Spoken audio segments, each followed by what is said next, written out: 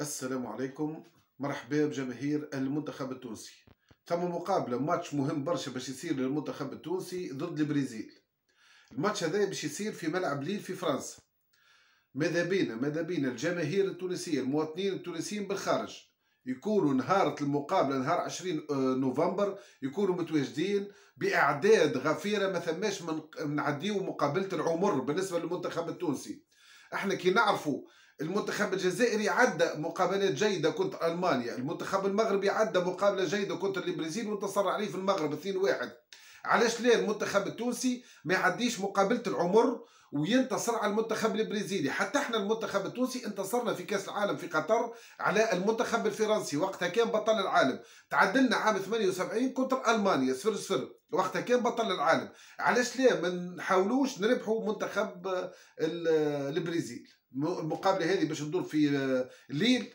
نعرفوا للجماهير التونسيه والمواطنين التوانسه بالخارج يموتوا على المنتخب التونسي ويموتوا على تونس ويحبوا ريحه البلاد. ان شاء الله يكونوا موجودين النهار هذاك. التذاكر مطروحه للتذكير. الموقع الرسمي بتاع فريق ليل الفرنسي يطرح التذاكر للمباراة اللي باش تدور بين المنتخب التونسي والمنتخب البرازيلي. مباراة مباراة متاع حدث، مباراة متاع جو. البرازيل لعبنا لها مرتين في تاريخنا للتذكير. لعبنا لها عام 73 انهزمنا 4-1 في ملعب المنزه، ولعبنا لها عام 2022 انهزمنا 5-1.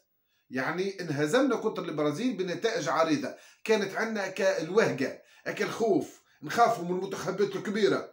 ان شاء الله تتنحى الحكايه ذيك، ما عادش ثم منتخبات كبيره، ما عادش. توا جهدك يا علاف، تو العالم تطور، العالم الافتراضي تطور. كانت قبل البرازيل تربح في الفرق على خاطر كانوا عندهم البطاحي برشا ويخرجوا في برشا ملاعبيه ويختاروا الموهبه والفنانه يشيخوا على الفرق كوره. توا ما عادش نجم تعديها عليا. نتفرج فيك ونعرف السيكونس نتاعك ونعرف الباس نتاعك كيفاش، الروتري كيفاش، التير كيفاش. دونك العالم اصبح مفتوح. تكون حاضر فيزيك باذن الله. المنتخب التونسي عندي ثقه اللي باش يقدموا مقابله ممتازه جدا.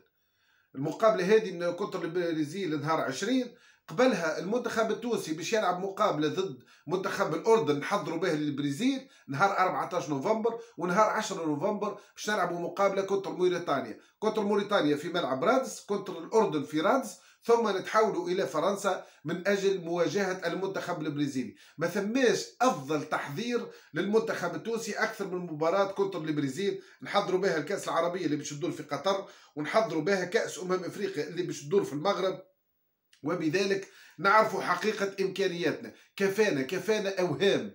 عملنا ترشح صحيح، ترشحنا لنهاية كأس العالم، ما قبلنا حتى هدف. أما زاد راهو ما ننكروش، رانا لعبنا مع منتخبات ضعيفة وضعيفة جدا. بالطبيعة ما تقبلش أهداف. منتخبات ما يعرفش يخرج لك بالكرة، ما يعرفش يسيطر عليك. بالطبيعة مش ما تقبلش أهداف، ولكن الأصل تلعب كونتر منتخبات ممتازه، كونتر منتخبات قويه، وري اش عندك. وهذه بالنسبه لي انا حاله ايجابيه للمنتخب التونسي. راهو عندنا مشاركه في كاس افريقيا باش تكون كونتر نيجيريا، كونتر تنزانيا، وكونتر ثم فريق اخر نسيناه ان شاء الله. المهم الفرق اللي باش نلعبوا لهم ما همش اوغندا، مع اوغندا اللي جات ثاني في المجموعه نتاع المنتخب الجزائري اللي ترشح لنهايه كاس العالم.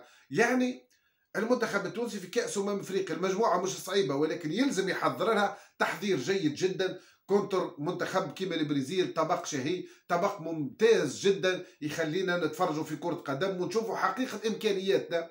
ولكن ننصح سامي طرابلسي مدرب المنتخب التونسي ولاعبين المنتخب التونسي العبوا مقابله وكانها مقابله العمر، كما لعبنا مقابله كونتر المنتخب الفرنسي وانتصرنا عليه. علاش لا المنتخب التونسي ما يتعداش المرحله اخرى اللي هي مرحله الانتصار على المنتخبات الكبيره؟ وكفانا وهجه من هذه المنتخبات. جماهير المنتخب التونسي ما تنساوش تشجعوا البارتاج والابوني، وشكرا لكم جميعا.